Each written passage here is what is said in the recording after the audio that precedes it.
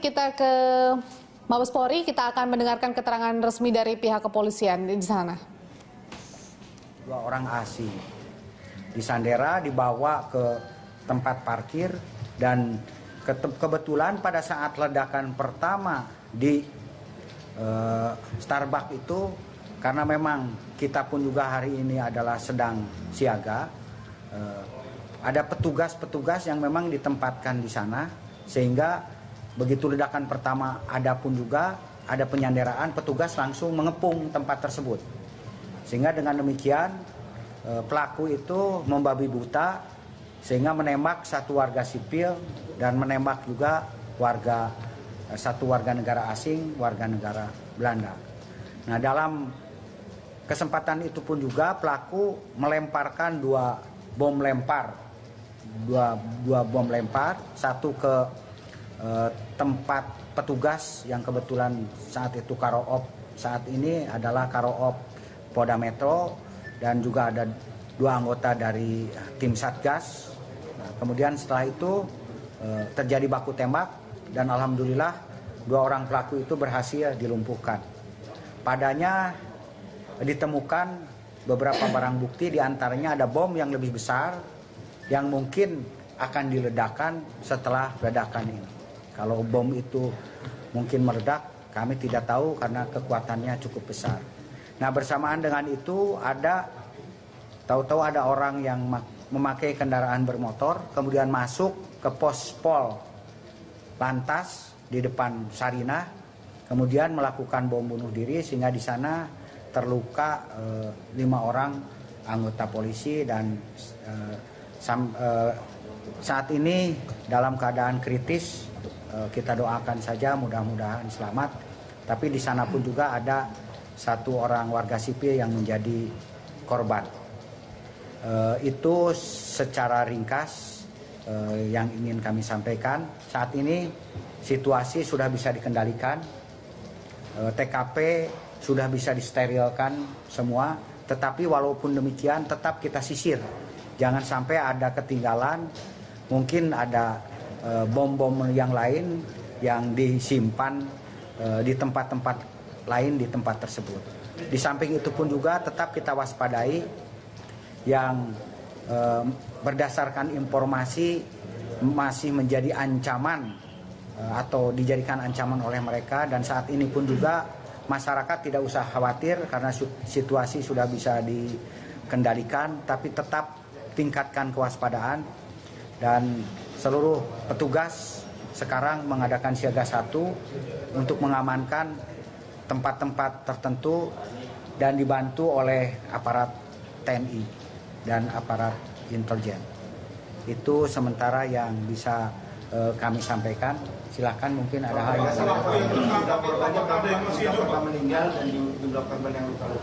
jumlah korban meninggal ada 7 orang, yang luka-luka 19. Jadi jumlahnya semua sampai saat ini 26. Jumlah bisa saja nanti bertambah atau berkurang karena dari waktu ke waktu, dari tadi pertama kali ditemukan 6, kemudian meningkat 17, sekarang 26. Mudah-mudahan jangan bertambah lagi. Cukup ini yang terakhir. Untuk pelaku yang tertangkap, apakah masih hidup dan apakah sudah diketahui identitasnya dan dari mana? Pelaku yang berhasil dilumpuhkan karena terjadi tembak menembak dan menyandera meninggal di tempat. Dan pelaku yang lain kan 7-nya meninggal, Pak ya? Pelaku kan 5. 5-5-nya meninggal. 2 orang lagi? 2 orang lagi kan di pos polisi. 3 orang di Starbucks, 2 orang di pos polisi. Jadi 8 ya, Pak? 7. 7-nya meninggal dunia. Bisa ditegaskan ada berapa orang? Nah, iya Pak, total pelaku ada 5 orang. Orang asing 1, warga sipil 1 yang meninggal. Pelaku ada 5 orang yang meninggal. Warga asing, warga Belanda 1, kemudian orang sipil 1 yang meninggal. Kalau pelaku Itu yang di Starbucks ya Pak? Iya, 3 orang meninggal di Starbucks, 2 orang meninggal di di posko, iya. Apakah 5 ini ada WNA-nya atau Tidak, semuanya? sementara tidak ada. Sementara tidak ada. Berarti artinya pelaku tidak ada yang selamat ya Pak? Identitas, ya sementara masih kita perdalam. Kita juga kan identifikasi wajah, ada juga ditemukan identitas, tapi siapa tahu kan KTP orang lain gitu kan. Dari 5 pelaku apa ada pelaku lain yang berhasil melarikan dia atau meloloskan? Sementara masih kita dalami karena kita juga akan menganalisa CCTV yang ada dan sekarang sudah kita dapatkan jejak rekam, sedang kita kumpulkan jejak rekam serta saksi-saksi yang berada di TKP. Jadi kita dari ciri-ciri bom dan juga segala macam itu, pelaku dan segala macam sudah dapat identifikasi Pak, siapa pelakunya, maksudnya mengarah ke organisasi mana Pak? sementara dugaan kuat kami adalah ini dari kelompok ISIS karena memang sudah ada warning kira-kira 2 bulan yang lalu atau 3 bulan yang lalu setelah adanya kejadian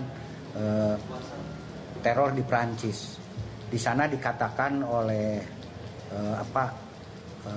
salah satu petinggi di Syria bahwa akan ada konser di Indonesia dan Indonesia akan menjadi berita secara internasional. Pak, artinya ini ada kaitannya dengan terduga teroris yang kemarin ditangkap di Bandung dan di Jakarta Pak? Ya Sama itu jaringan Solo, itu Bekasi. kan Artinya ada belum kaitannya? bisa secepat itu kan, belum bisa secepat itu. Kalau itu kan nanti menduga-duga, betul gak? Kalau dikait-kaitkan bisa saja, tapi kemungkinan besar. Kenapa?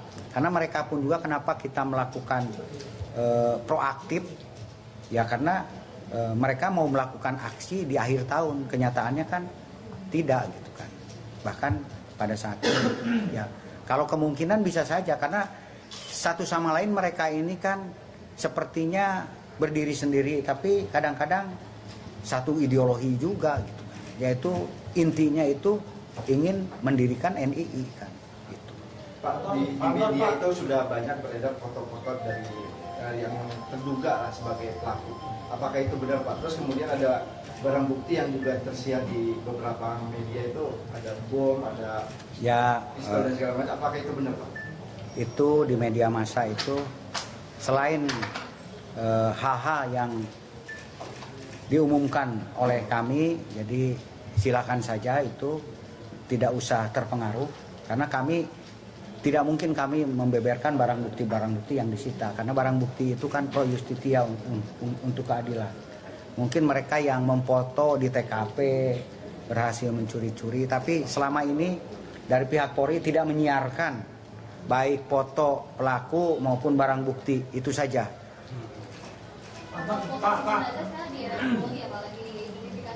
Ya di beberapa rumah sakit, tidak hanya di Polri. Kembali ke kronologis Pak, yang awalnya tadi kan ledakan bom bunuh diri oleh 1 orang ya Pak di Starbucks ya Pak ya? Iya. Lalu disusul oleh penembakan oleh 2 Iya. orang lainnya. Iya betul. Di mana Pak itu? Di depan Starbucks, pas di pintunya kan ada tempat parkir, tempat parkir yang dekat jalan itu. Mereka sambil menyandera bahwa 2 orang asing itu, yang orang Belanda dengan orang Aljazair. Gitu kan. Nah orang Belanda dieksekusi, orang Aljazair berhasil menyelamatkan diri, tapi ada luka-luka kena serempetan tembakan juga. Gitu. Pak, penegasan aja Pak, kalau melihat dari situasi yang saat ini sudah di Sarinah ini, apakah ini merupakan modus baru, bentuk baru dari organisasi yang selama ini dikejar-kejar oleh pihak Densus 88 Pak? Saya kira bukan organisasi baru, masih terafiliasi organisasi lama. Dan kita pun juga sementara sudah ada kita kantongi, doakan saja mudah-mudahan dalam waktu dekat ini mereka jaringan-jaringan yang di belakangnya bisa kita lumpuhkan. Karena kalau jaringan eksekutor kan sudah berhasil kita lumpuhkan semuanya di lapangan, yang 5 orang itu.